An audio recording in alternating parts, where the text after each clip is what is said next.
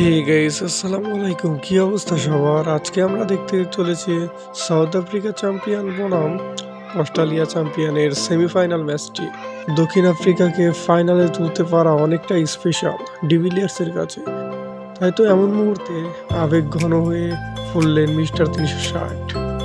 দলকে দারুণভাবে নেতৃত্ব দিয়ে ফাইনালে তুললেন ডিভিলিয়ার্স।